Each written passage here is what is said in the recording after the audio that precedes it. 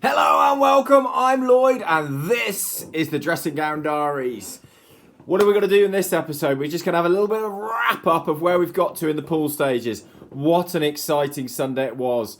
Well, exciting if you weren't watching the Wales-Uruguay game. Uruguay suffocated Wales. What it demonstrated as well is Wales have a weak second string. Hadley Parks is supposed to be a centre, yet you can't pass. What the hell is wrong with you? Alan Amos, you're pushing for a test place, and there you are, knocking on, forward passes, unable to finish. It was not a great exhibition from Welsh rugby, but what it did do, crucially though, is secured a 5-point bonus win. Move on, don't care what happens. As they say, the big thing about the World Cup is getting to the next stage. It's not how you get there, and most teams will reflect on the fact that they're not really firing on all cylinders.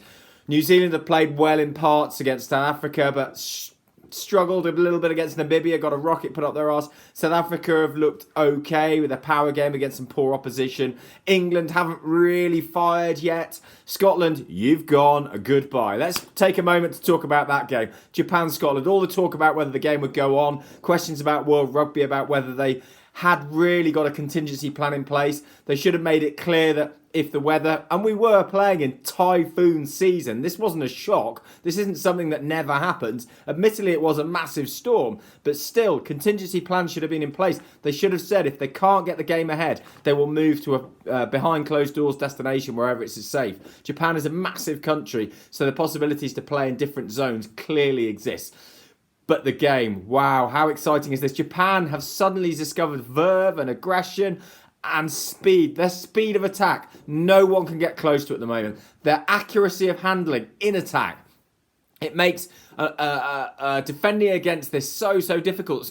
Japan accept that they're smaller men. They accept that they can't just run through people, so they run round you and they move the attack from one side to the other very quickly. It gives the opposition defences a lot to think about. Where do you go? How do you do? And some of the finishing from the Japanese wingers is exceptional at the moment. They fully deserve to top their group. They beat Ireland and they beat Scotland, and they were deserved winners on both. Stuart Hogg hardly got a look in Scotland's attack. Yes, they got up a bit of a head of steam, but Japan just closed it down in the end of the last 15 minutes. So Scotland couldn't quite get over the line. Where does this leave a Scottish team? Where does this leave Gregor Townsend? They're an exciting team to watch, but you can't be gifting oppositions the leads that they have done in both the Ireland and the Japan game and expect to progress well in World Rugby.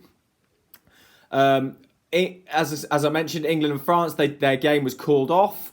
Where does that put both teams? Well, I'll spend a bit of time talking about the quarterfinals tomorrow when I've got the boys with me. They can add a little bit of on that and where we think the quarterfinals are going to go.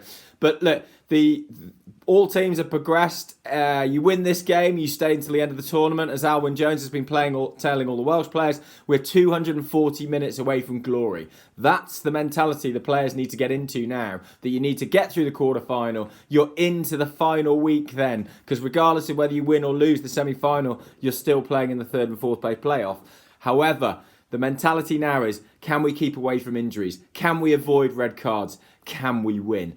Any win from this point in is what's important. It's not about the quality of the game. It's about scoring more points. And it doesn't matter how or where they come from. So I'm sure that all the training camps this week, they'll be working hard on that mentality, that focus to ensure that come game time on Saturday and Sunday, their team is ready for their punt at glory.